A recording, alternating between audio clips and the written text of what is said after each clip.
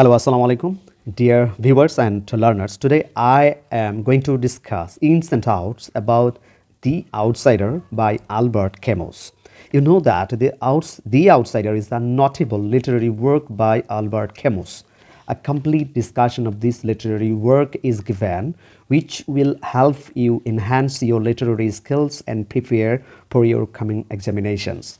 The key facts of this novel: full title in British English, The Outsider, and in American English, The Stranger. And the original title of this novel was El Stranger. It was in French language. Author Albert Camus, who was born in 1913 and died 1960. Title of the author: French Algerian novelist, essayist, philosopher of absurdism. Source: inspired by Camus's philosophy of the absurd, his experience of growing up in colonial Algeria, and reflections on alienation, morality, and the indifference of the universe. Written time 1940 to 1941. It was actually during World War II in France. First published in 1942 by Editions Gallimard, Paris, France. Publisher Editions Gallimard, first edition in France.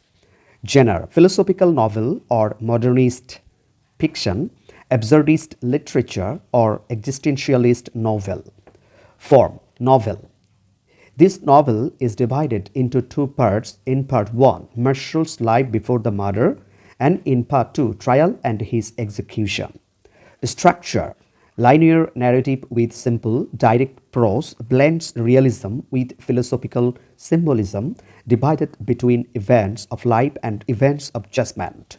Tone: detached, matter of fact, ironic, existential, bleak yet lucid. Point of view: first person, narrated by Meursault, the protagonist. Significance: landmark of modern philosophy and literature. It dramatizes Camus's theory of the absurd, the tension between humanity's search for meaning and the silent indifference of the universe. Language: French. Famous line: "Mother died today," or maybe yesterday, I can't be sure. One of the most famous opening lines in the world literature. Setting: time setting early 1940s colonial French Algeria, contemporary to Camus's own life.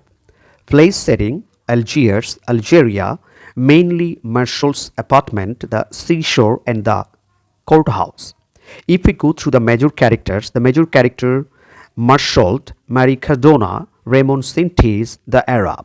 And the minor characters: Meursault's mother, Thomas Paris, Emmanuel, the magistrate, the prosecutor, the defense lawyer, the chaplain, and Salamano, Mason. Background: Albert Camus wrote The Outsider, El Stringer, in 1940 to 41, and it was first published in France in 1942. The inspiration for this work came from Camus's philosophy of absurdism. He believed that the world is meaningless, yet humans constantly seek meaning. Camus's Algeria life experiences, the realities of the colonialism and the hypocrisy of French society are reflected in this novel. The protagonist, Meursault, is portrayed as detached and emotionless. When he does not cry at his mother's death, society considers him guilty. Although the novel contains a murder, the trial focuses mainly on Meursault's character and behavior. This shows that society values emotion and upholds morality more than law. Camus's absurd philosophy is clearly evident here. Life has no ultimate meaning, yet in facing death, Meursault experiences a sense of peace and freedom. Since its publication, The Outsider has stood as a milestone in modern literature and philosophy. If we go through the summary of this novel, we can get the two-factor: death of Meursault's mother and the Meursault's daily life. The main character, Meursault, is a 30-year-old young man. He is both the hero and the narrator of the novel. He lives in Algiers. One day, he receives a telegram stating that his mother has died. After receiving the news, he prepares for the journey. His mother had been living for a long time in a nursing home at Marengo. Meursault boards a bus to go there. On the way, he keeps falling asleep. The weariness of the road overwhelms him. When he arrives at the nursing home, he meets the director. The director informs him that his mother's body has already been placed inside the coffin, which has been sealed. When the caretaker offers to open it, Meursault refuses.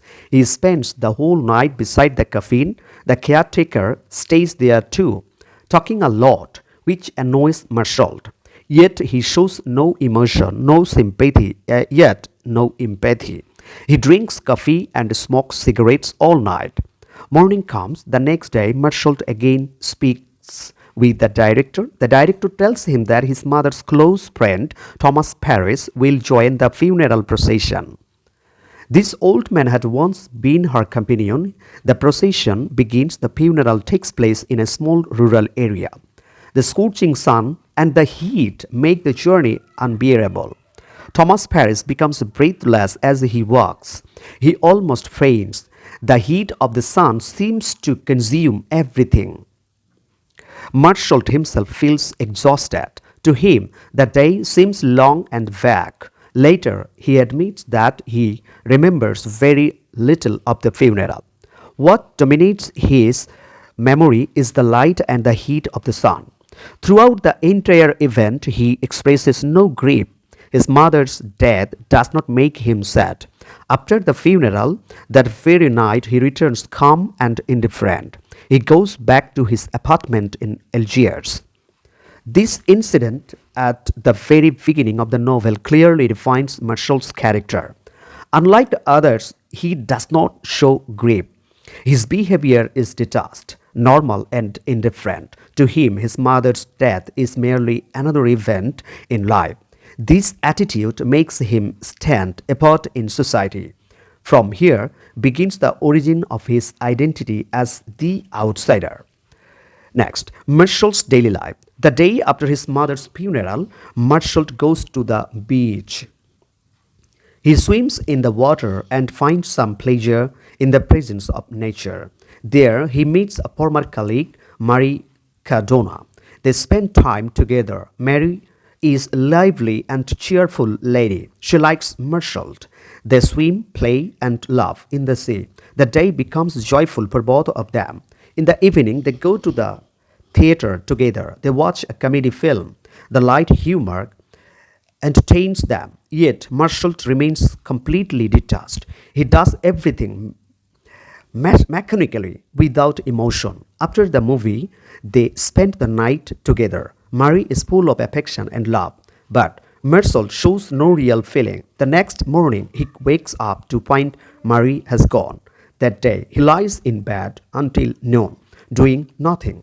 In the afternoon, he sits on his balcony. He idly watches people in the street, the passing cars, walking crowds, and busy markets. To him, these are just meaningless scenes without depth or engagement. The following day is Monday. Meursault returns to work at the office. He has lunch with his colleague Emmanuel. The afternoon passes in ordinary routine. That night, while coming home, he meets two neighbors on the stairs. The first is Salamano, an old man. His life revolves around his sick and ugly dog. He often treats the dog harshly, yet his life feels incomplete without it. The other neighbor is Raymond Sanchez. There are rumors about him. Many say he is a pimp involved in prostitution, but Raymond insists he is just an ordinary businessman. That night, Raymond invites Meursault to dinner at his apartment. During the meal, Raymond opens up about his personal life. He explains that he had a mistress. He accused her of being unfaithful and beat her. Raymond clearly states that he has punished her and now wants revenge. At this point, the story takes an important turn.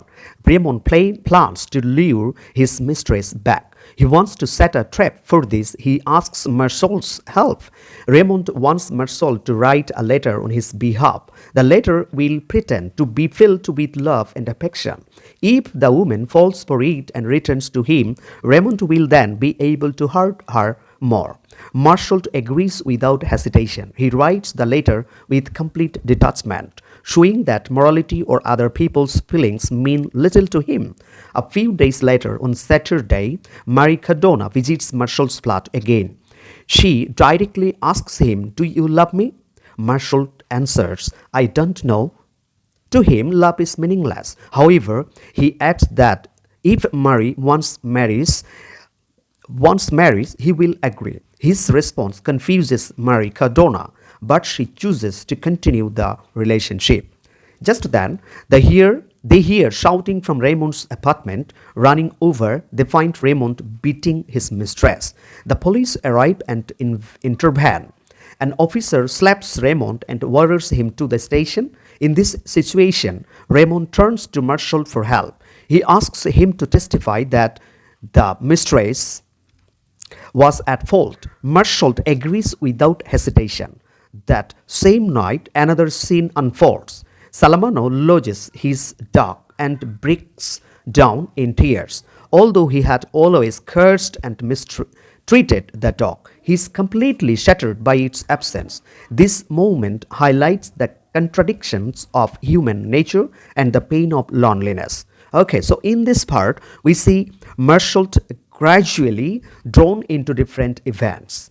He interacts with nature, with a woman, with his neighbors, yet he shows no deep emotion or moral sense. His reactions remain the same, cold, detached, indifferent, just like his mother's death, love, violence, or relationships. All seem to him mere everyday events. Here, his identity as the outsider becomes even clearer. The murder of the Arab. Raymond appears in court, but later he is released on bail. Thus, he does not spend much time in prison. Soon after, Marie Cardona again proposes marriage to Meursault. She asks, "Do you love me?" Meursault replies indifferently that love has no meaning. However, if Marie Cardona wishes, they can marry. This emotionless answer does not break the relationship. They decide to marry. The following Sunday, Meursault, Marie Cardona, and Raymond, scientists, go to visit their friend Meursault, who has a house near the beach. They swim, enjoy themselves, and share lunch together. The day seems joyful to them, but in the afternoon, the situation changes. While walking along the beach, they encounter two Arab men. One of them is Raymond's mistress's brother. A sudden fight breaks out. In the struggle, Raymond is injured. He is carried back to Meursault's house. After first aid, he feels somewhat better. Later, Raymond and Meursault return to the beach. Once again, they meet the Arabs. Raymond, agitated, draws his revolver, ready to fire. At that moment, Meursault seizes the gun from him. He does not want Raymond to commit an unnecessary murder. A little later, however, Meursault walks back to the beach alone. The blazing sun blinds his eyes. The suffocating heat overwhelms him. The glare of the sun makes him restless and unsettled. Suddenly, he comes face to face with the Arab, who holds a knife in his hand. In a moment of strange tension, Meursault fires. With the first shot, the Arab collapses to the ground. Then Meursault fires 4 more times. The young man dies. This killing has no rational motive. Later, Meursault himself admits that he fired because of the sun. Meursault's strange behavior. After Meursault kills the Arab, the police arrest him and send him to prison.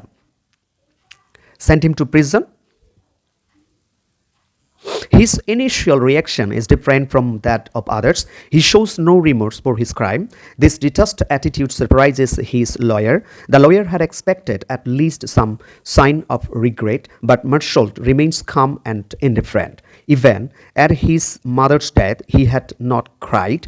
The lawyer is disturbed by this as well.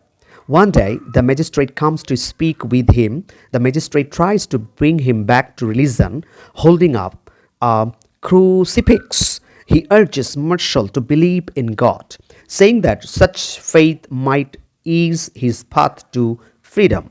But Meursault firmly responds that he does not believe in God, nor does he believe in life after death. Shocked by this reply, the magistrate becomes angry and leaves the room, both shaken and frustrated. During this time, Marie Cardona visits Meursault in prison. She encourages him, saying that everything will be fine and that they will marry. Yet, Meursault shows no special reaction. He remains emotionless as ever. While waiting for his trial, Meursault gradually adapts to prison life. At first, it is difficult for him. He misses the beauty of nature, the closeness of a woman, and the habit of smoking. Being deprived of this makes him restless, but slowly he adjusts. He learns to live without cigarettes. He manages to survive without the presence of women or the sight of nature. Eventually, most of his days pass in sleep. The monotony of prison life becomes normal for him. In this way, it becomes clear that Meursault's responses are always unusual and different. Whether it is crime, love, or faith, he shows no real emotion toward anything. His indifference makes him appear strange and unacceptable in the eyes of the society. Now the point, absurdity and the acceptance of nothingness. After the murder, Meursault spends a long time in prison before his trial. At last one morning, he is brought to court. The courtroom is crowded with spectators, witnesses, journalists, and curious onlookers, on viewers. Everyone wants to see his face. From the very beginning, it becomes clear that this is not only a murder trial, it is a trial of Meursault's character. The prosecutor argues that Meursault's real crime is his lack of emotion. His mother died, yet he did not cry at her funeral. He showed a cold indifference. This, the prosecutor claims, reveals his inhumanity. Witnesses are called. The director of the nursing home testifies that on the day of the funeral, Meursault showed no grief, no remorse. Thomas Paris had tears in his eyes, but as her son, Meursault's eyes were dry. The caretaker also testifies that Meursault drank coffee and smoked cigarettes instead of mourning. Next, Marie Cardona is called. Hesitantly, she admits that the very day after the funeral, she and Meursault went to the cinema and swam together. To the court, this is proof of moral corruption. The prosecutor brandis Meursault as a monster and an antisocial man. His reasoning is that someone who cannot weep for his mother is unfit to live in society. The murder, he insists, is only a result. The real problem is Meursault's lack of morality and character. When Meursault is asked why he fired the shots, he replies, because of the sun. The glare and the heat of the sun had confused him. This answer seems ridiculous in court. No one accepts it. In the end, the judge delivers the verdict. Meursault has no sense of morality. His indifference is dangerous to the society. Therefore, he is sentenced to death. Meursault returns to prison. Now he waits for death. At first, he cannot accept it. The sentence makes him feel that his life is already over.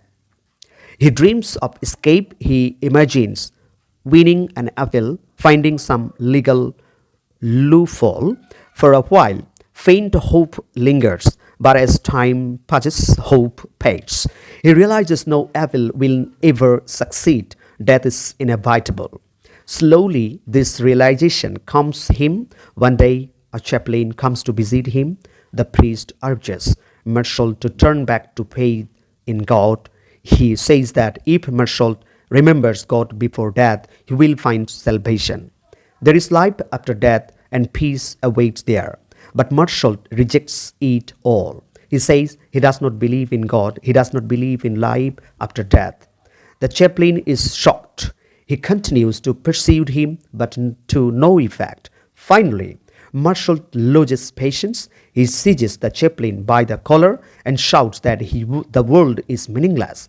There is no God, no eternal truth. There is only the present, and it ends in death. This explosive declaration marks the first time Meursault truly accepts life's reality. He realizes that death is inevitable and life is meaningless. Humans will always die, therefore, hopes, desires, and plans have no ultimate purpose. And yet, this realization brings him freedom. He feels that life, as it is beautiful. But accepting death, he discovers a new meaning in living.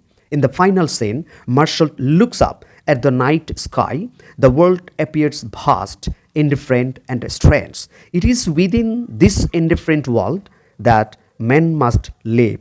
By embracing this truth, Meursault feels an old joy. Facing death, he finally finds peace. Thank you for having your patience to listen to my discussions. Thanks a lot.